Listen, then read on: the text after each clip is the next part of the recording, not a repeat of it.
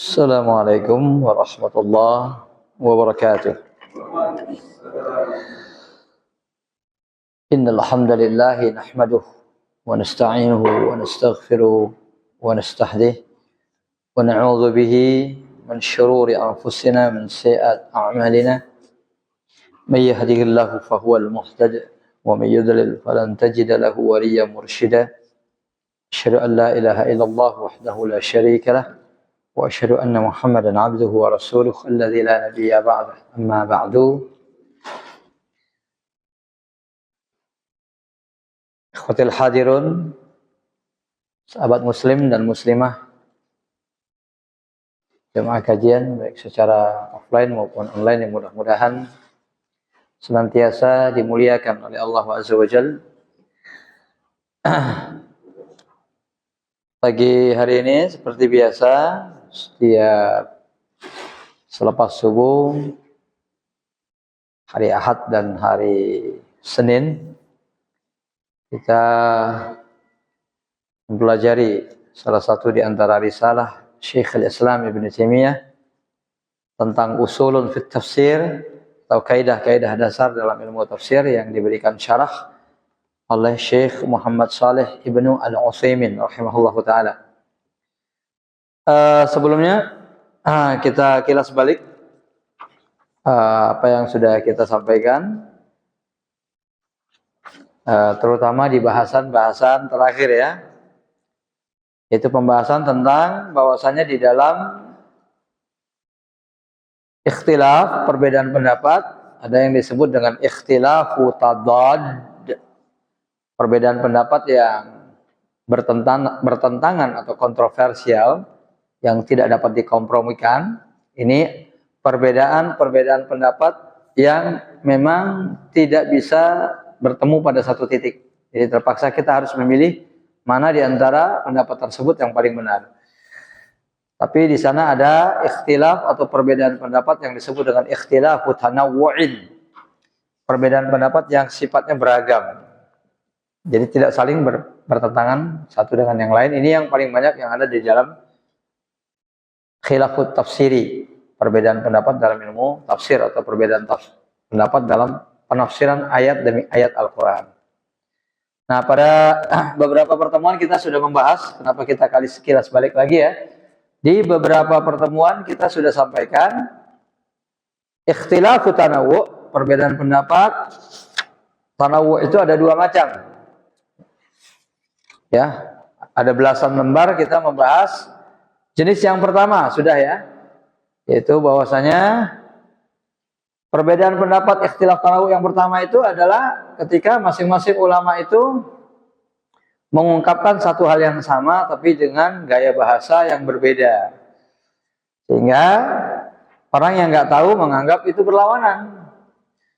Padahal masing-masing hanya mengungkapkan dengan bahasa yang berbeda, tapi yang mereka inginkan tetap sama. Tapi masing-masing dari ungkapan tersebut memiliki muatan-muatan makna spesifik yang memang tidak sama dengan yang lain. Kemarin sudah dicontohkan ya, salah satunya perbedaan asma Allah itu sebagai bentuk semacam apa ya, semacam wujud lain dari perbedaan pendapat ya, bahwa nama-nama Allah itu tujuannya satu, yaitu Allah. Tetapi masing-masing di antara nama punya makna yang berbeda. Begitu juga nama-nama Nabi sampai kepada nama-nama Al-Quran. Nah, kemarin kita sudah sampai ke pembahasan tentang contoh yang lain ketika para ulama menafsirkan arti as-sirat al-mustaqim. Jalan yang lurus. Ya Allah, tunjukkanlah kami jalan yang lurus. Ya.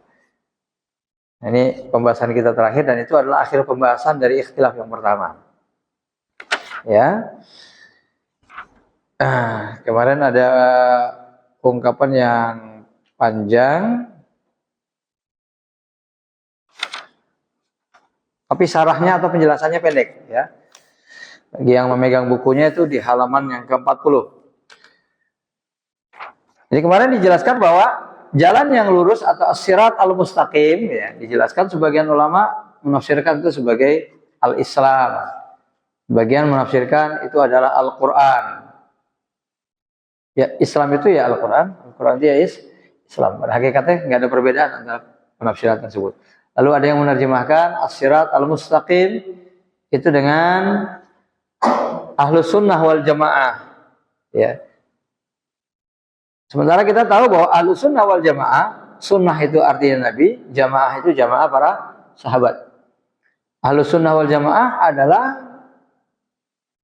tauladan utama kita dalam berislam. Karena Nabi menyebutkan umat ini akan terpecah menjadi 73 golongan. Kulluha finnari illa wahidah. Semuanya masuk neraka kecuali satu. Kalau wahiyal jamaah, yaitu al-jamaah. Lalu para sahabat bertanya, siapa yang dimaksudkan dengan al-jamaah wahai Rasulullah? Man kana ala misli ma ana alaihi al-yaum wa ashabi. Itu salah satu lafalnya, yaitu orang-orang yang mengikuti jalanku dengan jalan para sahabat. Jalanku namanya sunnah, para sahabat itu jamaah, sehingga sekarang dikenal dengan istilah ahlus sunnah wal. Jadi kalau dikatakan jalan yang lurus itu ahlus sunnah wal jamaah, ya hakikatnya artinya sama dengan Islam itu sendiri gitu ya. Cuma nanti di akhir zaman ya banyak orang yang mengaku muslim ya, banyak orang yang mengaku berislam, tapi belum tentu dia berada di atas Islam. Kalau ada banyak macam-macam Islam, maka Islam yang benar adalah Islam yang dilakukan oleh Nabi dan para sahabat, kan begitu. Tinggal tugas kita mencari mana nih yang paling sesuai dengan ma'ana alaihi ar-rasul wa sahabat. Dalam masalah akidah, mana yang paling sesuai dengan akidah Nabi dan para sahabatnya. Loh, berarti ketika kita mencoba mencari, bisa aja suatu saat kita salah. Itulah usaha kita di dalam meniti jalan yang lurus. Maka di dalam Al-Quran itu disebutkan fastaqimu ilaihi wastaghfiruh. Hendaknya kalian itu berjalan di atas jalan yang lurus, istaqim. Wastaghfiruh, dan mohonlah ampun kepada Allah Subhanahu wa taala. Kita disuruh jalan lurus tapi disuruh minta ampun. Kata Syekhul Islam, wa asyara dzalika ila annahu la budda lahu min at-taqsir fil istiqamah. Itu tandanya ketika kita meniti jalan yang lurus, pasti setiap kita itu pasti, bukan kemungkinan, tapi pasti setiap kita melakukan keteledoran, ya, melakukan kekurangan. Siapapun yang mencoba meniti jalan yang lurus, ya, orang yang mengaku dirinya paling ahlus sunnah wal jamaah sekalipun, tetap dia pasti, ya, pernah atau akan melakukan kesalahan. Makanya dikatakan di situ wa annahu yujbaru zalikat taksir bil istighfar. Tapi caranya kita menutupi, membalut kekurangan tersebut dengan beristighfar, dengan memohon ampun kepada Allah Subhanahu wa taala. Jadi kita yang berusaha untuk mengikuti ahlus sunnah wal jamaah bisa salah, bahkan pasti pernah salah. Tetapi kita harus banyak beristighfar, memohon ampun kepada Allah Subhanahu wa taala. Jadi ahlus sunnah wal jamaah itu adalah siratal mustaqim. Bahkan saya pernah menyampaikan, ya, ada satu hadis yang ini dijadikan dasar oleh sebagian ahli tafsir ketika mereka ditanya, apa itu jalan yang lurus? Jalan yang lurus itu adalah Abu Bakar dan Umar. Jalan yang lurus itu apa? Abu Bakar dan Umar, ya. Karena Nabi bersabda, iqtadi bil ladzaini min ba'di Abi Bakrin wa Umar. Ikutilah dua sahabatku sesudah aku wafat. Siapa itu? Abu Bakar dan. Nah, ini nggak ada di antara para ulama yang memahami bahwa Abu Bakar dan Umar itu sumber utama kebenaran. Selain dari mereka itu salah, nggak ada. Tapi mereka sadar bahwa ketika kita mau berislam, kita ikuti jalan Nabi dan jalan para sahabat. Kalau dalam bahasa hadis, alaikum bisunnati wa sunnatil khulafa'ir rasyidin, hendaknya kalian mengikuti jalanku dan jalan al-khulafa'ir rasyidin. Nah, siapa di antara para khulafa'ir rasyidin itu yang paling utama? Abu Bakar dan Umar. Jadi ini bahasa lain. Ibaratnya gini, kita punya seorang guru utama, ya, yang sudah nggak ada, guru bela diri misalnya, bela diri tertentu. Kemudian dia sudah wafat. Tapi dia mengatakan kalau kalian mau belajar ilmu aku belajar dari nih si fulan dan si fulan, murid yang paling utama. Itu bukan berarti bela diri ini ya, itu hanya milik mereka berdua, bahwa mereka dijadikan apa satu-satunya contoh dalam bela diri ini, kan enggak, maksudnya gitu ya. Tapi mereka yang paling mengetahui, paling menguasai bela diri tersebut. Kira-kira seperti itu analogi atau perumpamaannya ya. Jadi sekali lagi para ulama berbeda pendapat nih tentang arti as-sirat al-mustaqim, tapi nggak ada perbedaan pendapat tersebut yang bertentang. Masing-masing berusaha melihat sisi-sisi yang berbeda. Yang mengatakan Al-Quran, berarti kalau mau berjalan di atas jalan yang lurus, jangan pernah berhenti belajar Al-Quran. Intinya kan gitu. Makanya kita belajar tentang tafsir. Ya, salah satunya belajar tentang kaidah-kaidah tafsir. Ini salah satu di antara jalan kita belajar Quran. Jangan pernah berhenti belajar Quran. Kalau ada orang misalnya berislam melalui mazhab, tapi dia nggak pernah menyentuh Al-Quran. Ada orang yang berislam dengan belajar mendalami hadis, tapi nggak menyentuh Al-Quran, maka sudah pasti dia sesat. Ya, karena kembalinya semuanya tetap kepada Al-Quran. Ya, begitu juga mereka mengatakan bahwa yang dimaksudkan as-sirat al-mustaqim itu adalah al-Islam itu sendiri. Ya, Al-Quran sudah menyebutkan ittaqullaha haqqa tuqatih wa la tamutunna illa wa antum muslimun. Jadi apapun yang kita bela dalam berislam itu kembalinya yang kita bela sejatinya adalah Islam itu sendiri. Jangan lupakan tujuan utama.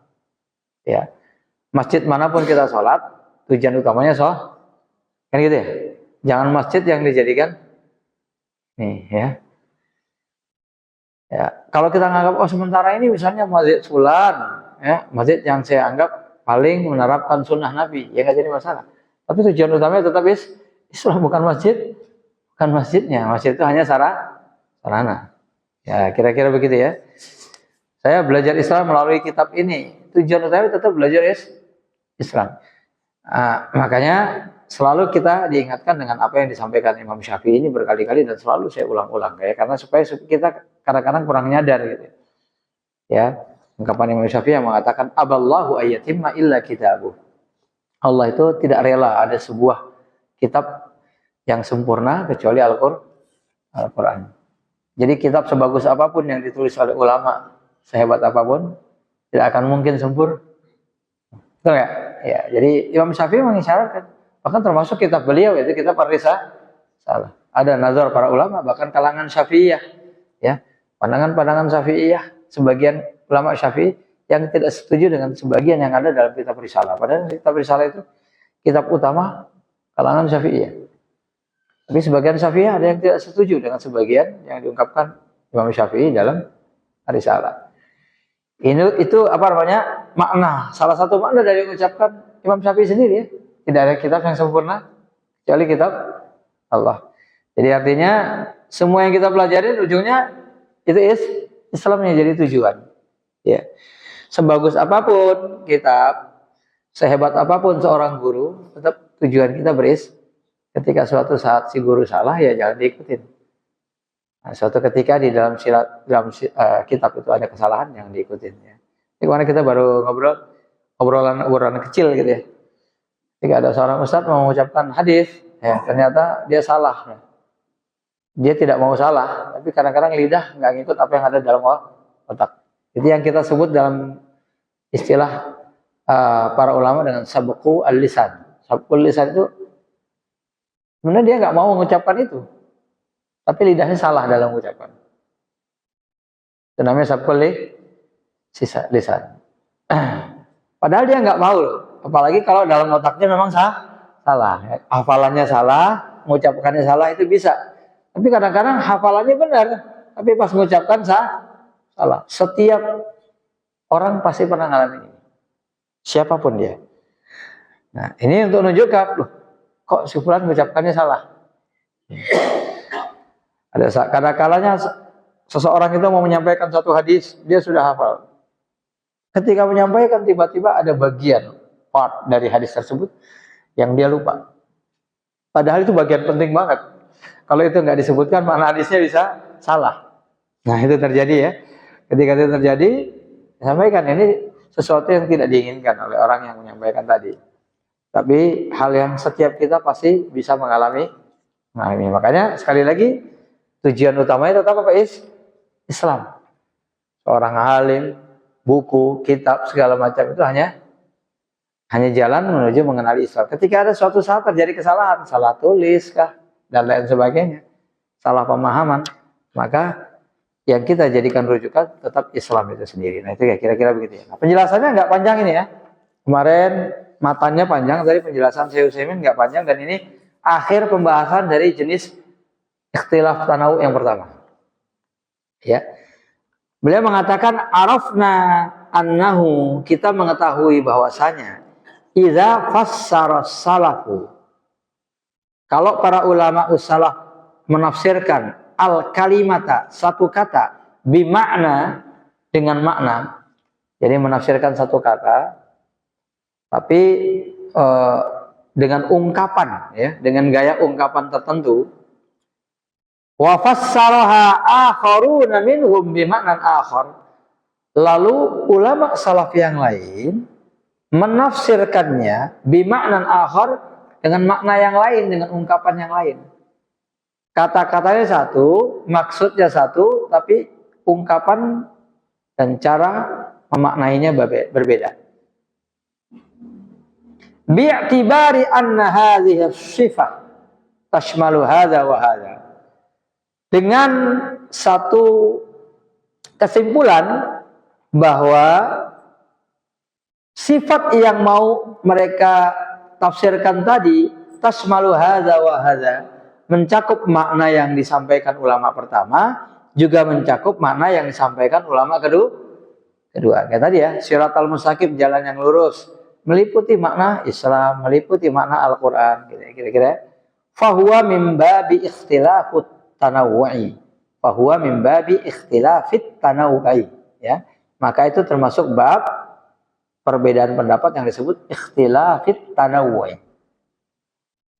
Jadi bacanya itu fahuwa min babi, itu termasuk bab, itu boleh ada dua bacaannya.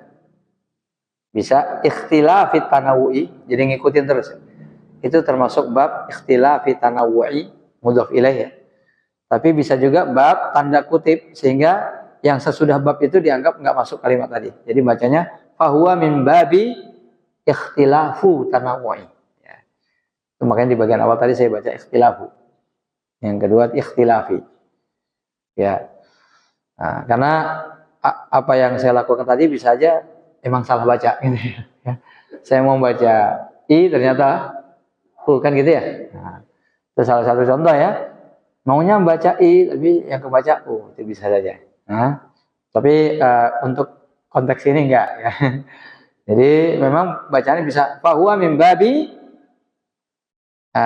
ikhtilafut tanawu'i atau ikhtilafit tanawu'i. Kalau dalam istilah nahwu namanya alal hikayah. Jadi kalau kita ini termasuk bab, kalau bab dalam bahasa Arab mudhaf ilaih kan setelah bab itu babu min babi ikhtilafi gitu. Tetapi ketika ini sebagai cerita, bentuk cerita, termasuk bab, bisa dibaca ikhtilafut tanawu. Tapi artinya sama ya. Ini termasuk bab ikhtilafut tanawu. Contohnya ihdinas siratal mustaqim ya. Ya. Makna sirat, arti kata as-sirat sendiri ya. As-sirat dalam bahasa Arab ya. Tunjukkanlah kami jalan yang lurus. Kita kan tahunya gitu terjemahnya. Sirat itu sendiri artinya at-tariqul wasi'. Jalan yang luas. Jadi orang Arab ini nyebut kalau kita jalan di satu jalan, di mana kalau kita mau ke sisi jalan itu butuh langkah yang banyak, ke kanan jalan butuh langkah yang banyak, itu dinamakan as-sirat. Makanya di dalam kitab-kitab tafsir tersebut, kalau satu jalan itu enggak luas, ya maka itu tidak disebut sirat. Jadi yang namanya jalan yang lurus itu sifatnya luas, banyak gitu. Ada orang-orang yang sama-sama di jalan yang lurus tapi menempuh jalan yang beda-beda, kan gitu ya. Akhirnya kita sering jelaskan, ada orang beribadah dengan zikir, Ada orang beribadah dengan nasihatin orang lain. Ada orang beribadah bahkan dengan diam. Yang satunya lagi zikir, ibadah. Yang satu lagi baca Quran. Yang satunya di sana lagi nasihatin orang. Masing-masing sedang ibadah di satu tempat, sama-sama di masjid. Tapi ada yang satu lagi cuma diam aja nggak ngapa-ngapain. Ya. Kita nggak tahu ternyata dia lagi renungin dosa-dosa dia. Ya. Sama-sama ya, ibadah dengan cara yang berbeda-beda. Masing-masing di atas sirat al-mustaqim. Tapi yang dilakukan nggak sama satu dengan yang lain. Nah, kira-kira gambaran jalan yang lurus seperti itu. Kenapa jalan yang lurus dikatakan dengan as-sirat, bukan ihdinat thariqal mustaqim, tapi ihdina, karena sirat itu artinya jalan yang luas. Lakinnal murad, tapi yang dimaksudkan dengan jalan yang lurus itu sendiri diantaranya adalah al-Islam. Tunjukkanlah kami al-Islam. Hadza qaulun. Ini satu pendapat. Wa qaulun tsanin, pendapat yang kedua, huwal Quran, yang dimaksudkan dengan Al-Quran yang luas itu adalah yang dimaksudkan dengan jalan yang lurus dan luas itu adalah Al-Quran. Wal muallifu jaa, di sini penulis yaitu Ibnu Taimiyah, jaa bikulli, menghadirkan masing-masing min hadzainil qaulain, untuk dua pendapat tadi bidalilin minas sunnah. Dalil-dalilnya masing-masing ada dalam sunnah. Jadi yang mengatakan Quran itu jalan yang lurus ada dalilnya, kemarin sudah kita baca ya. Kemudian Islam juga hadis Nawas bin Sam'an sudah kita baca kemarin ya. Wa hina idzin fala tadadda bainahuma. Jadi enggak ada perbedaan pendapat antara dua ungkapan tadi. Yang mengatakan ya, yang mengatakan kelewatan ya? Oh, kelewatan lagi ya. Oh iya, kelewatan lagi ya. Asalnya qaulun wa ma'adzalik ya, kelewatan lagi. Wa ma'adzalik, dan meskipun begitu, fahuma la yatanafayani, keduanya tidak berlawanan. Li'annal Islam, karena Islam itu huwa ma fil Quran, yaitu yang ada di dalam Al-Quran. Wa hina idzin, pada saat itu fala tadadda, tidak ada kontradiksi bainahuma, antara dua pendapat tersebut. Sawa'un fussira bi annahul Quran, mau ditafsirkan, bahasa kita gitu ya, mau ditafsirkan itu adalah Quran, au fussira bi annahul Islam, mau ditafsirin itu Islam, sama ya. Wa wadihun, satu hal yang jelas kata beliau, anna hadzal ikhtilafa, jenis perbedaan pendapat yang seperti ini namanya ikhtilafu tanawu, perbedaan pendapat yang beragam. Walaisa ikhtilafa tadadin, bukan perbedaan pendapat yang bertentangan. Bidalil, alasannya anna kulla wahidin, masing-masing minhuma, dari keduanya, la yunafil akhar, tidak bertentangan dengan yang lain. Ya, jadi ini saya kira contoh yang paling jelas dari ikhtilafut tanawu, perbedaan pendapat yang pertama, jenis yang pertama, masing-masing ulama menafsirkannya dengan ungkapan yang berbeda, tapi tujuannya sama. Tapi masing-masing tafsir punya makna sendiri-sendiri. Jadi sering saya sampaikan, ketika ada ulama mau menafsirkan tentang Siratal Mustaqim itu adalah Islam, dia mau ngingetin bahwa tujuan utama kita Islam, kayak saya sebutkan tadi ya. Kalau dikatakan Siratal Mustaqim itu adalah pemahaman Nabi dan para sahabatnya, ngingetin kita nih bahwa dalam berislam kita jangan lari dari Islamnya Nabi dan para sahabat. Jadi masing-masing punya fungsi ngingetin sendiri-sendiri. Kalau ada sampai mengatakan As-Siratal Mustaqim hiya sunnah, bukan Quran, bukan Ahlus Sunnah, bukan Islam, malah sunnahnya. Ya. Ini mengingatkan kepada kita ya tentang bahwasanya sunnah Nabi Shallallahu Alaihi Wasallam itu adalah rujukan utama dalam memahami Al-Quran. Rujukan pertama dalam memahami Islam. Ya. Jadi tetap kembalinya kepada Islam, tetap kembalinya kepada Quran. Tapi memahami Qurannya pakai apa? Ya pakai sunnah. Ya. Ya, bahkan ketika kita mengatakan sunnah Nabi dan para sahabat, sunnah para sahabat itu kembalinya kepada sunnah Nabi juga. Ya, para sahabat nggak bikin sunnah sendiri. Kalau ada perbuatan sahabat, ungkapan sahabat yang tidak pernah diucapkan oleh Nabi, yang tidak pernah dilakukan oleh Nabi, maka itu adalah penafsiran sahabat dari apa yang disunahkan oleh Nabi. Ya, apa penafsiran sahabat yang disunahkan oleh Nabi. Itu bisa benar, bisa salah. Ketika itu benar, maka itu termasuk sunnah Nabi. Ya, ketika sebagian asar menyebutkan, di antaranya dari Ibnu Abbas radhiyallahu taala anhu yang menjelaskan tentang i'fa al-lihyah. Ya, bahwa Islam itu menganjurkan kita itu i'fa. I'fa itu membiarkan panjang jenggot. Biasanya kita menerjemahkannya memanjangkan jenggot ya. Tapi kadang-kadang kita mikir cara manjangin gimana ya? Kalau manjangin kan pendek, kemudian dipanjangin gitu ya. Ya. Tapi kita sudah paham maksudnya. Manjangkan jenggot tapi membiarkan jenggot. Maka saya sering menerjemahkan dengan membiarkan jenggot panjang, membiarkan panjang. Ya, daripada istilahnya memanjang, iya kan? Nah, kalau memanjangkan kan pendek, tambal-tambal jadi bisa gitu ya. Kalau orang yang belum ngaji bisa paham kayak gitu. Tapi kalau yang ngaji udah belajar, paham maksudnya sama ya. Fa'ulih itu kan membiarkan jenggot jadi panjang gitu. Lalu kemudian ada asar yang menyebutkan bahwa yang dimaksudkan itu seperti ini. Ya, batasnya adalah digenggam, inilah batas panjang tersebut. Jadi yang di bawah ini boleh dipotong. Itu tafsir. Ya, tafsir dari sahabat tentang kalau ini benar ya saya katakan, maka itu adalah makna i'fa'ul iya. Ya. Lau sahha. Kalau pendapat ini benar, ya boleh. Jadi makanya para ulama ada yang mengambil pendapat kembali kepada keumuman i'fa. Kalau dibiarkan panjang itu berarti nggak ada batasan. Tapi ada yang mengatakan qaulus sahabi, pendapat sahabat ini pendapat yang dipilih Syekh Muhammad Nasiruddin Al-Albani. Ya. Beliau berpendapat bahwa yang lebih berhak mengetahui makna i'fa itu para sahabat. Kalau nggak ada pendapat sahabat lain yang berlawanan, maka pendapat ini jadi rujukan. Maka pendapat beliau juga kuat. Jadi kalau kita mau mengambil pendapat yang lain, boleh. Tapi ada nggak pendapat sahabat lain yang berlawanan? Selama nggak kita dapatkan pendapat sahabat lain yang berlawanan dengan pendapat ini, bahwa aula bil ittiba, bila diikutin. Maka menurut beliau memotong yang di luar ini tidak haram. Tapi kalau mau memanjangkan lebih dari itu boleh nggak? Ya boleh tetap. Ya. Tetapi yang memotong di batas itu tidak sampai tidak diharam. Ya. Dia tidak berlawanan dengan kata i'fa yang dimaksudkan. Tapi intinya tetap sama, memelihara jenggot. Ya.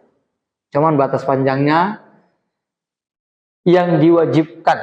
Itu yang para ulama berbeda pendapat. Nah, dan kalangan Syafi'iyah itu termasuk di antara mazhab yang tasyaddud di dalam i'fa. Jadi umumnya kalangan Syafi'iyah itu berpendapat i'fa al-lihyah itu harus dikatakan. Pertama mereka umumnya berpendapat bahwa biarkan jenggot jadi panjang itu hukumnya wajib. Silakan buka kitab Syafi'iyah. Ya, itunya pendapat. Yang kedua, umumnya mereka memahami bahwa i'fa al-lihyah itu tidak ada batas. Jadi mereka tidak menggunakan asar Ibnu Abbas tadi. Kembali kepada aslul kalimah, asal dari kata tadi. Wallahu a'lam bishawab. Kita kembali kepada pembahasan. Ya. Jadi itu akhir pembahasan dari ikhtilafut tanawu. Sebenarnya kita hari ini masuk ke jenis ikhtilafut tanawu yang kedua. Seperti saya katakan, ya, yang pertamanya udah puluhan halaman yang lalu kalau kita baca dengan syarahnya. Ya. Jenis ikhtilaf tanawu yang kedua baru disebutkan sekarang. Wasinfus tsani, jenis ikhtilaf tanawu yang kedua. Sekali lagi ya, yang pertama para ulama menyebutkan satu makna tapi dengan ungkapan berbeda beda. Itu yang pertama ya. Yang kedua, jenis yang kedua, ayyadhkura ini lafalnya seperti kulan. Ya, tapi yang paling benar sebenarnya kullun ya. Ayyadhkura kullun. Masing-masing di antara mereka menyebutkan minal ismil am, dari satu hal yang bersifat umum, ba'du anwa'ihi, sebagian contohnya. Ya, jadi masing-masing di antara ulama mau menafsirkan satu kalimat gitu ya, satu kata, tapi ketika menafsirkan, mereka enggak menafsirkan secara definisi, tapi menyebutkan contohnya. Ba'du anwa'ihi, sebagian jenisnya, ala sabili tamtsil, sebagai contoh. Maaf ya, menyebutkan sebagian jenisnya ala sabili tamtsil, sebagai contoh. Wa tanbihil mustami'i, untuk mengingatkan orang yang mendengar tadi, ala nau'i, bahwa itu hanya salah satu jenisnya. La ala sabilil haddi, bukan mau menyebutkan sebagai definisi al-mutabiqi, yang relevan lil mahdudi, dengan sesuatu yang didefinisikan tersebut, fi umumihi wa khususi, baik secara umum maupun khusus. Jadi banyak ulama ketika mau menjelaskan satu kata cukup dengan menyebutkan contohnya saja. Ya, ini yang sering saya sebutkan. Contoh pertama dalam pembahasan saya pernah nyampaikan ya, ketika ada dokter yang menganjurkan kita untuk minum atau makan mengkonsumsi vitamin C, ya. Lalu dia ngomong sama pasiennya, ya, banyak-banyak makan jeruk ya Pak ya. Lalu dia sakit lagi, pergi ke dokter lain. Dokter lain, Pak, banyak-banyak makan pepaya ya Pak, saya gitu ya. Masing-masing menyebutkan buah ya, pepaya itu kan kaya dengan vitamin C dan vitamin A ya. Masing-masing di antara dokter nganjurin sesuatu. Yang ini nganjurin makan mangga, yang di sini makan jeruk ya, yang di sini makan pepaya. Tapi yang benar mana ini ya? Ternyata maksud dari semua dokter itu satu, memperbanyak vitamin C. Tapi dengan buah yang dianggap memiliki kandungan vitamin C yang banyak. Tapi ketika nyebutkan buahnya, jenisnya beda-beda. Nah, itu yang dimaksud di sini ya. Masing-masing di antaranya menjelaskan satu nama yang umum dengan menyebutkan salah satu jenisnya hanya sebagai contoh untuk mengingatkan yang dengar tadi dengan jenisnya tersebut, bukan mau menjelaskan definisinya. Mislu sa'ilin a'jami, ketika contohnya ada orang yang bertanya dari kalangan orang awam, orang yang nggak ngerti bahasa Arab. Sa'alaan musamma lafzil khubzi, dia mau bertanya tentang satu benda yang dalam bahasa Arabnya namanya khubzun. Itu ya sejenis, pokoknya roti lah, khubzun. Dia mau nanya, ada orang megang roti. Saya kemarin ngelihat ada orang megang makanan, ya, makan di depan rumahnya, itu namanya apa? Ya, ini orang yang bukan orang Arab. Lalu kemudian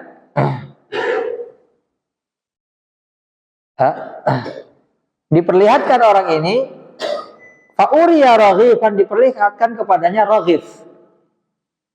Raghif ini salah satu jenis roti. Ya, jadi raghif ini memang para ulama, atau bukan para ulama sih sebenarnya, ahli bahasa. Masing-masing daerah itu raghifnya beda-beda. Tapi raghif kalau bisa dijelaskan secara sederhana, raghif itu roti yang siap makan. Ya, itu yang namanya raghif. Raghif kan macam-macam ya. Kalau di kita tuh ada roti tawar yang kalau makan harus dikasih yang lain. Tapi ada roti yang langsung tinggal gigit langsung dimakan ya. Nah, yang langsung digigit dimakan itu raghif. Tapi jangan bayangkan bahwa raghif di setiap tempat itu sama gitu. Ada di sebagian tempat raghifnya sama-sama nggak ada isinya. Tapi ada yang siap makan, ada yang enggak. Jadi yang siap langsung dimakan itu raghif. Ya itu ya ungkapannya begitu. Sama ada kalau di bahasa Jepang di makanan Jepang itu ada namanya mie ramen. Ramen ya. Nah, jadi orang yang nggak tahu nganggap ramen itu sesuai yang pernah dia makan. Padahal ramen itu mie tertentu, jenis mie tertentu yang dimasak dengan kuah, yang kuahnya itu bisa dimasak dengan bermacam-macam. Ada yang pakai ayam, ada yang pakai yang haram ya, babi ya. Ada yang pakai ini, ada yang pakai ikan asin. Ikan asin itu, air ikan asinnya itu yang buat. Jadi setiap keluarga, setiap warung itu bisa bikin mie ramen yang beda-beda. Itu jauh lebih ekstrim daripada soto ya. Di Indonesia kan banyak macam soto ya. Mie ramen itu jauh lebih ekstrim karena bisa jadi setiap rumah tangga punya resep sendiri-sendiri. Itu namanya mie ramen. Nah kira-kira gitu ya. Ar-Raghif itu seperti itu. Jadi ketika ada, nah ini yang dimaksud dengan khubz. Lalu diperlihatkan raghif. Maka yang dia maksud adalah ini salah satu jenis roti. Tapi jenisnya roti yang siap makan. Nah dia sebenarnya mau menunjukkan arti khubz kepada orang yang awam yang nggak mengerti arti khubz. Cuman yang dia tunjukkan salah satu di antara jenisnya. Nah, sama saya dengan katakan ini gelas. Lah. Ya. Besok ini dikasih gelas juga tapi nggak ada pegangannya. Ini gelas atau bukan? Ya enggak. Ya ini hanya salah satu contoh dari gelas. Kira-kira gitu ya. Kebetulan khubz yang ada, roti yang ada pada waktu itu ya roti siap makan. Ini roti. Besok ini dikasih roti lagi, tapi kok beda. Nah, kali ini makannya harus pakai selai. Nah, tapi tetap artinya adalah waqila hadza. Inilah yang dimaksud dalam khubz katanya. Yang diperlihatkan adalah raghif. Fal isyarah ila nau'i hadza. Yang dimaksud adalah ini jenis roti. La illa hadzal raghif wa bukan yang dimaksud bahwa ini satu-satunya yang namanya roti. Nah, ini yang sering disebutkan al-bayanu bit tamtsil, menjelaskan sesuatu dengan contoh. Ya, ini para ulama fikih paling sering ya. Dan di dalam tafsir juga banyak para ulama yang ketika menjelaskan sesuatu menjelaskannya dengan contoh yang ada. Maka tadi yang dibilang iqtadi bil ladzaini min ba'di, ikutilah dua orang sesudahku, itu contoh ya. Contoh orang yang paling ngikutin jalan yang terus ya. Dan kalau mau ngelihat murid yang sebenar-benarnya murid, ini dia. Apakah dia memang benar-benar satu-satunya murid yang selain dari waktu itu bukan murid yang sebenarnya? Enggak. Tapi itu sebagai contoh. Nih murid yang paling benarnya kayak gini. Ya. Jadi semua orang paham bahwa itu sebagai contoh. Lau sa'ala a'jami, kalau seorang non-Arab, a'jami itu artinya orang non-Arab. Arabiyun itu orang Arab, a'jamiyun itu orang non-Arab, orang ajam. Ma huwal khubzu? Apa itu al-khubzu? Faqila lahu, bisa aja dijelaskan kepadanya gini. Al-khubzu, roti itu huwa qirsun. Ya, itu sepotong makanan. Qirs itu dari kata qoroso artinya nyubit. Satu cubitan. Ya. A bite of food. Kalau dalam bahasa Inggris juga begitu juga, sepotong makan. Ya, give me a bite, kasih saya sedikit makanannya itu, give me a bite. Bukan a bite yang digigit dikasih bukan ya. Kalau dalam bahasa Arab cubitan, bukan gigitan ya. Satu cubitan artinya satu kerat makanan, yusna'u minal burri, dibuat dari sejenis gandum. Ba'dhatah ini yang sebelumnya udah ditumbuk, wabalihi dibasahi, bilma'i dengan air, wa ajnihi kemudian diadon. Nah, ya jadi sejenis makanan dibuat dari gandumnya ditumbuk dulu, pas sudah jadi tepung kemudian dicampur dengan air, setelah itu diadon. Kalau ini dijelaskan kepada orang yang belum tahu tentang dunia roti sama sekali, pasti dia malah tambah bingung kan? Ya kan? Ya. Sama dengan orang yang belum tahu rendang ya, jelaskan rendang itu daging ya, yang dipotong-potong ya. Kemudian dimasak dicampur sama buah kelapanya diparut dulu, dibikin sana, aduh panjang ya urutannya, campur ini campur itu. Udah, sekarang mana rendangnya? Ini, udah selesai. Ya kan? Nah, jadi menjelaskan sesuatu dengan contoh itu kadang-kadang untuk menyederhanakan sesuatu yang kalau dijelaskan panjang lebar orang bisa jadi paham, bisa jadi tambah bingung. Ya. Falan ya'rifa mal khubzu. Dia nggak akan tahu apa itu roti. Kecuali kalau emang udah tahu. udah tahu dijelasin kayak gitu ya nyantai aja. Ada orang jelasin panjang lebar tentang rendang apa, kita udah tahu rendang. Ya udah, ya, kita tinggal dengerin aja. Ini orang mau demonstrasi kayaknya. Ya. Nah, tapi kalau kita belum tahu, kita tambah pusing kan ya. Lakin akan tetapi idza kana ma'aka, kalau kamu memiliki, kalau ada bersamamu gitu ya. Khubzatun, sepotong roti. Ini tambahan tak ini berarti satu biji roti. Faqulna lahu, nah ini yang namanya khubzun. Hadza huwa khubzun.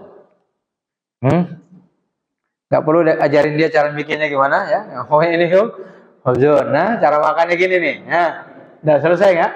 Selesai ya. Fahuwa lan yafhama. Dia tidak akan mungkin memahami annahu, bahwasanya laisa fid dunya, tidak ada di dunia ini khubzun, roti, illa allazi biyadika, kecuali yang ada di tangan kamu. Itu nggak mungkin ya. Oh berarti satu-satunya roti di dunia, itu nggak mungkin ya. Bal saya arifu, tapi dia akan tahu anna hadza, bahwa itu adalah ala sabili tamsil, sebagai contoh saja. Walihada, oleh sebab itu, lau zahaba ila baqqalatin. Ini bisa baqqalah, bisa biqalah ya. Ya. Jadi baqqalah itu penjual sayur. Bisa juga warung yang menjual sayur. Biqalah itu tempat penjualan sayur. Jadi hampir sama. Zahaba ila baqqalatin. Kalau seseorang itu misalnya pergi ke warung sayur ya, wajada luffata khubzin. Baqalah ini warung sayur, kalau kita namanya warung kelon, jual-jual makanan gitu ya. Kalau di Medan namanya kedai sampah. Hati-hati kalau ke sana, salah paham nanti. Kedai sampah itu warung kelontong ya, atau warung ya beda-beda. Jadi dia jual sayur-sayuran, jual roti, jual ini, tapi jual juga kebutuhan harian yang dimakan dan sejenisnya. Kebanyakan benda-benda yang dimakan dan diminum yang dijual. Dia pergi, fawazada luffata khubzin, lalu dia mendapatkan sejenis roti. Lalu dia bertanya, fayaqulu bikam luffatal khubzi, berapa harga sepotong roti ini? Fahadzat ta'yin, dan penetapan ini laisa ma'nahu, bukan maksudnya ayyuroda, bahwa yang diinginkan adalah ayyufassirul lafdha bihadzal ma'na ala wajhi al-mutabaqah. Bukan maksudnya memaknai makna kata yang dimaksud tadi ala wajhil mutabaqah persis 100%. La yazidu wa la yanqus. Tidak kurang dan tidak lebih, lakin ala sabili tamsil, tapi ada dengan permisalan. Ini mungkin kalau nggak dijelasin rumit ya. Kalau kita nyebut ini berapa, itu kalau kita dalam bahasa Indonesia yang nggak ada tujuan sama sekali, itu artinya ambigu kan. Nah, bisa ini berapa? Bisa jawab itu satu. Benar nggak? Iya. Benar nggak? Nah, tapi biasanya yang dimaksudkan harganya berapa, kan gitu ya. Nah, lalu ketika harganya berapa, itu juga macam-macam. Orang bisa nanya harga berapa, ini pakai apa nih? Dolar atau rupiah? Ya kalau kita di Indonesia ya pasti rupiah, nggak perlu dijelaskan lah. Tapi kata tersebut berapa, kan masih bisa banyak tafsir. Ya, berapa yang dimaksud, apa nih maksudnya ini berapa? Ini mau jual belinya pakai uang atau barang sama barang? Ya jual belinya mau ditukar apa? Mau dibeli pakai uang apa ditukar barang? Oh pakai uang. Ya, uangnya apa nih? Rupiah apa enggak? Ya enggak perlu terlalu panjang ya. Jadi apa yang menurut kita dipahami pada saat itu, udah itulah yang jadikan kesepakatan. Jangan dikembalikan kepada makna bahasa yang sesungguhnya. Ya, gitu ya. Nyari ribut namanya. Ini berapa? Berapa maksudnya apa nih? Jumlahnya? Atau Nah, ini nyari ribut ini. Maksud saya berapa harganya? Iya, pakai apa? Rupiah apa dolar katanya. Ini nyari ribut. Paham di sini ya? Jadi itu ya. Jadi tadi kata-kata tadi, kalau kita ini sengaja diberikannya ke warung kelontong ya, dengan bahasa yang umum terjadi dalam bahasa pasar. Ya, dengan bahasa apa? Pasar. Apa yang ditanyakan tadi itu nggak perlu penjelasan lagi. Nggak perlu dijelaskan makna kata perkataannya secara detail, maksudnya gimana. Nah, tetapi ini sebagai contoh dengan suatu ungkapan yang sudah dipahami secara bersama. Bahwa yang dimaksudkan adalah itu ya. Jadi pahamin ya. Jadi itu jenis yang kedua. Ikhtilaf tanawu kedua ketika seorang ulama menjelaskan satu makna dengan contoh. Ya, dengan contoh sehingga yang dimaksud bukan itu satu-satunya, tetapi itu sebagai contoh dari apa yang dimaksud. Wal matnu, kita sebutkan matan sesudahnya ini karena ini contoh konkretnya. Wa misalu dzalik, contohnya adalah ma nuqila fi qawlihi. Pendapat yang dinukil, nukilah di sini pendapat artinya. Pendapat yang dinukil fi qawlihi tentang makna firman Allah. Ma nuqila yaitu pendapat-pendapat ulama yang dinukil tentang firman Allah. Summa awrasnal kitaba alladzina astafaina min ibadina.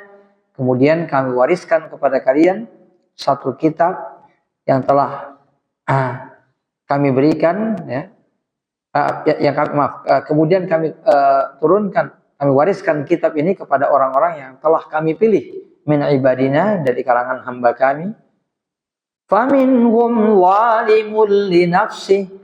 Tapi di antara orang yang kami pilih mengamalkan Al-Quran itu ada yang orang yang suka menzalimi dirinya sendiri.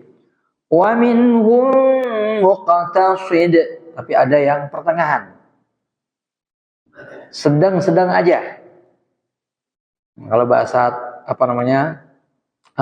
Bahasa ekonominya ekonomis. Muqtasid itu ekonomis, maka iqtisad itu kan ekonomi ya. Muqtasid. Wa minhum sabiqun bil khairat, tapi ada di antara mereka yang berlomba-lomba dengan kebaikan. Ya. Jadi ada yang tipenya minimalis, ada yang kurang porsi, tapi ada yang berlebih dalam tanda berlebihan dalam makna yang positif. Ya. Yang benar-benar top ya, top markotopnya itu sabiqun bil khairat. Jadi orang yang mengamalkan Islam itu juga begitu. Ada yang zalimun li nafsihi. Nanti akan dijelaskan, ya akan dijelaskan lagi maknanya. Ada orang yang zalim dalam mengamalkan Islam itu banyak melakukan kekurangan. Nanti makna yang dimaksud itu ada di bawah nanti penjelasan. Ada yang sedang-sedang aja mengamalkan Islam di taraf aman, ya ngambil amannya aja. Ada yang menambahkan dengan banyak amalan, ya supaya dia merasa lebih selamat di dalam berislam, ya. Kemudian dijelaskan di sini Allah Subhanahu wa taala berfirman, "Summa awrasnal kitab," kemudian kami wariskan kitab ini alladzina kepada orang-orang istafaina yang kami pilih. Al-ismul mausul laisa wasfan lil kitab. Kami wariskan kitab ini yang di sini bukan sifat daripada kitab tapi diwariskan kepada yang. Ya. Kami wariskan kitab ini kepada yang. Balis sahih annal kitab maf'ulun awal. Tapi yang benar kitab itu adalah objek pertama. Kami wariskan kitab ini. Kitab objek pertama. Alladzina itu objek kedua. Kami berikan kitab ini kepada orang-orang. Ya, kayak a'taituka kitaban. Saya beri buku ini kepada kamu. Itu kalau dalam bahasa Arabnya a'taituka. Saya memberi kamu buku. Kamu objek pertama, buku objek kedua, kira-kira gitu. Kami berikan kitab ini kepada orang-orang itu. Kami berikan orang-orang itu kitab ini. Orang-orang itu sebagai objek kedua, kitab ini sebagai objek pertama. Karena yang diberikan adalah kitab ini kepada mereka. Jadi ini sebenarnya pembahasan bahasa. Ini bukan inti dari bahasan kita. Wa qala ta'ala, kemudian dijelaskan di sini, summa awrasnal kitabal lisafaina min ibadina, kami berikan kitab ini kepada hamba-hamba kami yang kami pilih. Wal murad, artinya billadzina astafallahu min ibadi, mereka adalah hamba-hamba yang dipilih oleh Allah min hadhil ummatil islamiyah, dari umat Islam yang banyak ini. Li'anna akhira kitabin nazala huwal Qur'an. Karena kitab yang terakhir diturunkan adalah Al-Qur'an. Jadi agama yang diturunkan kepada para nabi dulu juga Islam. Dan orang-orang yang berislam dari zaman-zaman umat terdahulu juga mereka muslimun. Sama mereka disebutkan ya, sama humul muslimin, mereka disebut di dalam Al-Qur'an itu sebagai orang-orang Islam. Jadi umat Nabi Musa itu muslimun. Jadi muslim bukan hanya umat Nabi Isa dulu juga muslimin gitu ya. Tetapi di antara umat Islam sepanjang zaman ini yang diberikan keberuntungan untuk mendapatkan kitab Al-Quran itu hanya umat Islam saja. Mereka lah yang mendapatkan kitab yang paling sempurna dari semua kitab yang ada. Kira-kira begitu ya maksudnya. Kemudian kami wariskan kitab ini kepada hamba-hamba yang kami pilih, yaitu umat Islam ini sebagai hamba-hamba pilihan Allah Subhanahu wa ta'ala. Kemudian dijelaskan oleh Syekhul Islam, nanti penjelasan panjangnya akan kita sampaikan juga, ini kita bacakan matanya, tapi dari matanya aja kita sudah bisa paham semuanya ya. Fama'lumun, sudah dimaklumi, anna zalima li nafsihi, orang yang menzalimi dirinya sendiri di antara umat Islam, artinya annal yatanawalu, meliputi al-mudayyi'a, orang yang mengabaikan al-wajibat, kewajiban. Jadi orang yang nggak ngamalkan kewajiban itu berarti zalim. Wal muntahika lil muharramat, orang yang melaksanakan perbuatan haram itu juga zalimun linaf. Ya. Di antara umat Islam ada yang gemar meninggalkan kewajiban, gemar melaksanakan perbuatan haram. Tapi mereka tetap muslim karena mereka tidak melakukan perbuatan yang mengeluarkan mereka dari Islam. Bermaksiat tapi muslim. Meninggalkan kewajiban tapi muslim. Jadi di antara umat Islam yang masih kadang-kadang melaksanakan kewajiban, kadang-kadang meninggalkan, ya, kadang-kadang meninggalkan yang haram, kadang-kadang masih melakukan, itu berarti derajatnya masih apa? Zalimun nafsi. Wal muqtasidu, sementara orang yang pertengahan, yang ekonomis, yatanawalu, meliputi fa'ilal wajibat, dia melaksanakan yang wajib-wajib, wa tarikal muharramat, meninggalkan yang diharamkan. Pokoknya melaksanakan yang wajib, meninggalkan yang haram. Meskipun dalam melaksanakan yang sunnah hanya sesekali. Ya, pokoknya inti dia ninggalin yang haram, melaksanakan yang wajib. Ya, kalau melaksanakan sunnah dia kadang melaksanakan, kadang enggak. Itu muqtasid. Jadi jurusannya itu ya tadi nyari yang aman aja. Asal udah aman udah. Yang penting udah melaksanakan yang wajib ya, dan meninggalkan yang haram. Wasabiqu, yang berlomba-lomba, yadkhulu fihi, termasuk di dalamnya, man sabaqa, orang yang berlomba, fataqarraba, mendekatkan diri kepada Allah, bil hasanat, dengan melaksanakan amalan-amalan kebajikan yang disunahkan. Hasanat di sini amalan-amalan sunnah maksudnya. Kebajikan di sini amalan-amalan sunnah. Ma'al wajibat, di samping yang wajib. Melaksanakan yang sunnah di samping yang fal muqtasidun. Ya, sekali lagi ya. Jadi itu gambaran umumnya begitu digambarkan oleh Ibnu Taimiyah. Jadi orang yang zalimun li nafsi itu masih angin-anginan dalam melaksanakan Islam. Ya, kadang baik, kadang enggak gitu ya. Ya, kadang-kadang taat, kadang-kadang enggak. Nah, kadang-kadang dekat sama orang masjid, kadang-kadang sama orang-orang tongkrongan gitu ya. Kadang-kadang berbuat kebaikan, kadang-kadang bermaksiat. Yang masih zalimun li nafsi. Tapi yang muqtasid, dia melaksanakan yang wajib, meninggalkan yang haram, meskipun dalam melaksanakan sunnah masih kadang-kadang. Yang berlomba-lomba, sabiqun bil khairat, ini yang rajin melaksanakan ibadah-ibadah sunnah. dan seterusnya. Jadi yang kedua dan ketiga itu nanti dijelaskan dalam Al-Furqan Baina Auliya Ar-Rahman. Ya. Itu kitab Ibnu Taimiyah yang menjelaskan tentang arti wali-wali Allah. Golongan kedua dan ketiga itu yang dianggap sebagai wali-wali Allah yang sesungguhnya. Yang zalimun li nafsi belum. Meskipun secara umum setiap muslim itu punya wilayah. Setiap muslim itu punya hak kewalian. Karena ya, punya hak kewalian karena setiap orang ada ketakwaan di dalam dirinya. Setiap orang ada ketakwaan ya ada hak kewalian. Punya hak keislaman, punya hak keimanan. Belum mukmin sebenarnya tapi ada imannya, kan gitu ya. Belum bertakwa sebenarnya tapi ada enggak ketakwaannya? Enggak ada orang Islam yang tidak punya ketakwaan sama sekali, enggak mungkin. Ya. Ya, enggak mungkin ya. Ya. Enggak sejelek-jeleknya orang pasti juga kadang-kadang melakukan kebaikan, kan gitu ya. Sehebat-hebatnya orang melakukan keharaman, ada juga yang haram yang nggak dia lakukan, ya, kan gitu ya. Nah, saya sejahat-jahatnya saya nggak akan lakukan kayak gitu. Nah, dulu kan sering saya contohkan, zaman saya kecil, saya juga sering, ngelihat di terminal-terminal tuh ya, kalau ada perempuan digodain sama laki-laki di terminal, itu preman-preman bisa belain dia. Kamu harus hormatin ya perempuan ya. Biarpun preman kayak gini, biar kerja saya maksiat, saya menghormati perempuan ya. Wah, ternyata dia punya kebaikan juga ya. Betul kan? Nah, karena ibu saya juga perempuan. Saya juga punya kakak perempuan. Ya ternyata dia masih punya kebaikan gitu ya. Konteksnya seperti itu. Jadi artinya begitu ya, setiap umat Islam punya wilayah, punya kadar kewalian, punya kadar ketakwaan, punya kadar keimanan, tapi dia bukan mukmin yang sebenarnya, bukan muttaqin yang sebenarnya, bukan wali yang sebenarnya.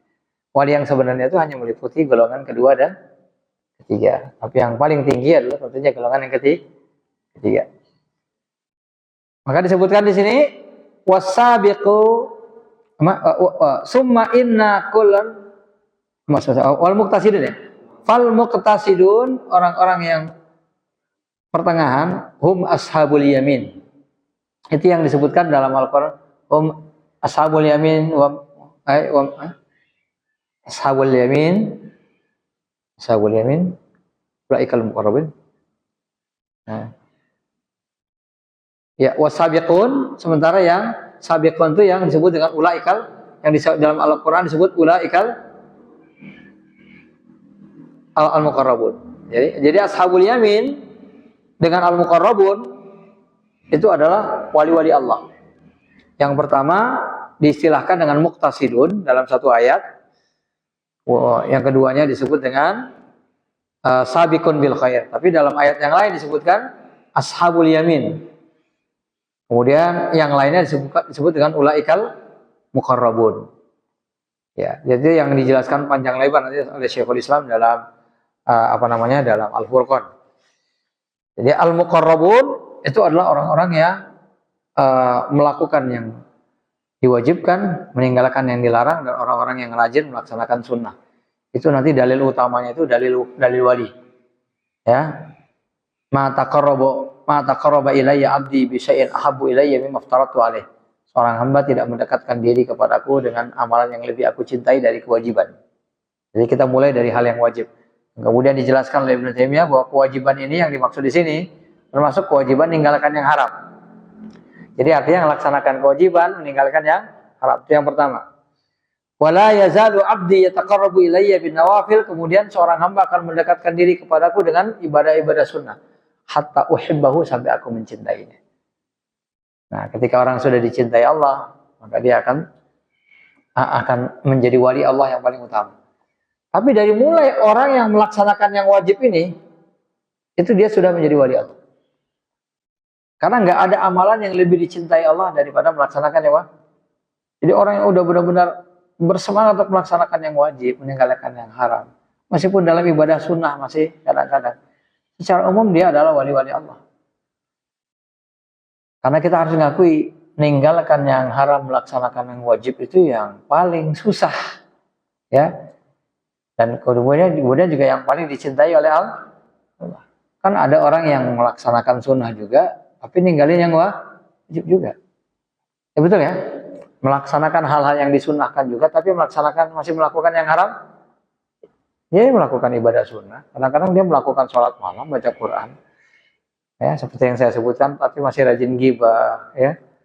Masih rajin ya, istihza, menghina sesama kaum muslimin. Masih suka misalnya bermuamal dengan cara yang haram dalam jual beli.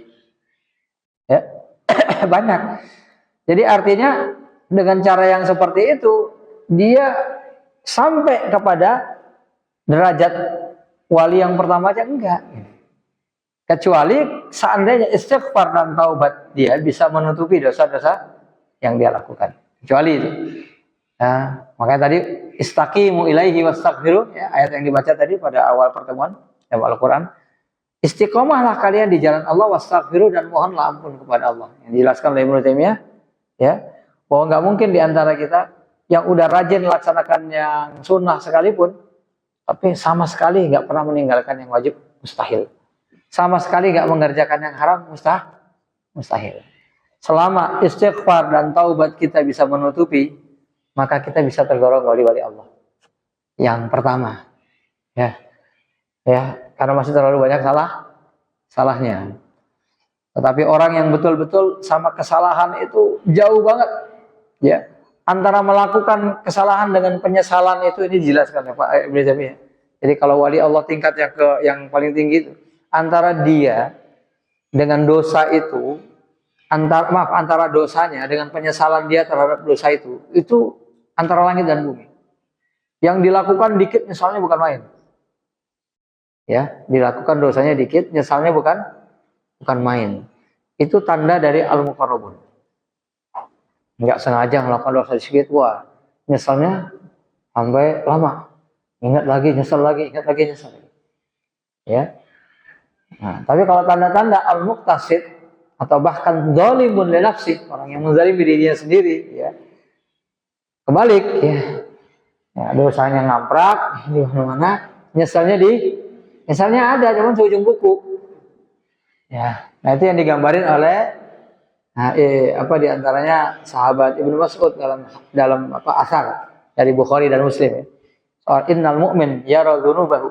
Seorang mukmin itu melihat dosa-dosanya. Itu seperti melihat al-jibal. Ya. Seperti melihat apa? Seperti apa? Gunung. Taqa'u alaihi, yang mau menimpa dirinya. Dosa yang dilakukan dikit, tapi dia seperti melihat gunung mau menimpa dirinya. Takut Pak.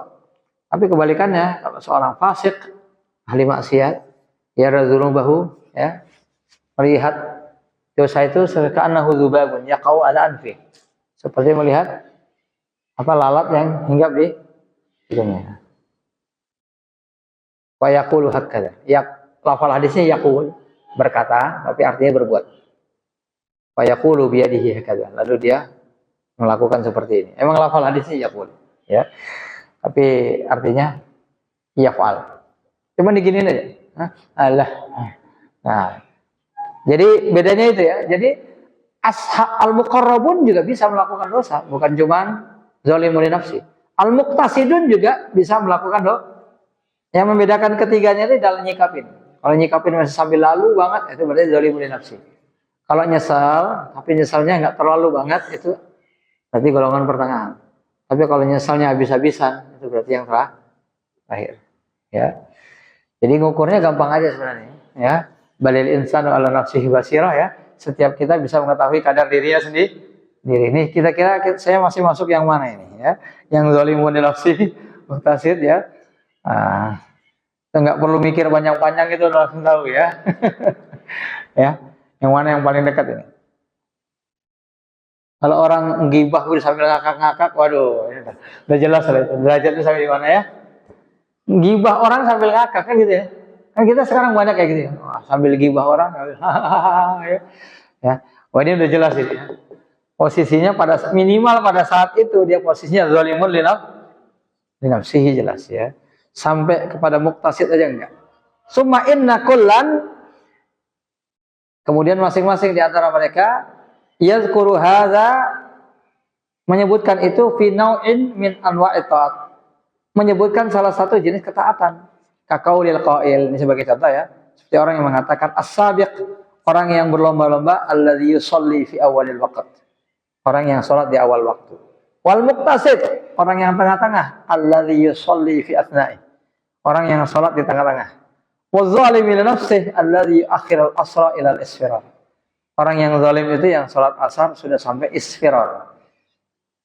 Isfirar itu waktu yang menurut sebagian ulama itu sudah keluar waktu salat. Ya, jadi dalam hadis ada yang katakan isfirar itu akhir waktu asar yang sebenarnya itu sudah di luar waktu. Kalau sengaja sholatnya nggak sah. Nah, orang yang sengaja sholat sampai waktu itu, nah, itu berarti ya orang yang zalimun li nafsi, ya. Jadi itu ya, ketika ada orang ulama nyebutkan gitu, sebenarnya dia nyebutin contoh gitu. Contohnya orang yang sabiqun bil khair, yang dengan sholat ya awal waktu dia langsung sholat. Kalau yang satunya lagi yang di tengah-tengah waktu, yang satunya lagi di akhir waktu. Itu contoh ya. Au yaqulu, ada yang mengatakan lagi as-sabiqu wal muqtasidu waz zalim. Qad zakarahum fi akhir surat al-Baqarah. Mereka itu yang disebutkan di akhir surat Al-Baqarah. Katanya tiga kelompok ini yang disebutkan di akhir surat Al-Baqarah. Fa innahu zakara al-muhsin bis sadaqah. Orang yang apa namanya? Yang paling baik, yang muqarrabun itu adalah yang berbuat baik dengan sedekah. Al-muhsin bis sadaqah. Itu derajat yang paling tinggi. Yang muqarrabun. Waz-zalimu, yang paling jelek, dia nyebutkannya tidak berurusan. Waz-zalim ya'kulu riba, orang yang makan riba. Jadi ini ketika kita berbicara tentang harta, orang yang paling bagus dalam berharta itu orang yang senang berinfak. Kalau senang berinfak berarti dia udah bayar zakat dong, ya. Tapi senang berinfak. Sementara orang yang zalim, orang yang makan riba. Wal adil bil bai', sementara orang yang pertengahan itu orang yang pokoknya jual beli secara halal. Udah. Rajin sedekah juga enggak gitu ya. Tapi jual beli halal. Itu yang pertengahan ya, yang tengah-tengah. Yang penting enggak haram. Ya, yang penting makanannya itu halal, bisa buat bisa nafkah keluarga segala macam, enggak gantung sama orang lain. Itu dah. Dia level yang lebih tinggi, ya. Di samping itu dia sedang bersedekah. Yang parah itu ya udah sedekah nggak pernah, ya jualan ibu orang, suka makan riba. Nah itu yang zalimun li nafsi. Nah ini kan sebenarnya cuma contoh aja. Wanasu fil amwal, karena manusia itu dalam harta, imma muhsin, bisa sampai derajat muhsin, ahli ihsan, ahli kebaikan. Wa imma adil, atau dia sekedar adil, di tengah-tengah aja. Wa imma zalim atau zalim. Semuanya begitu. Dalam ilmu juga begitu ya.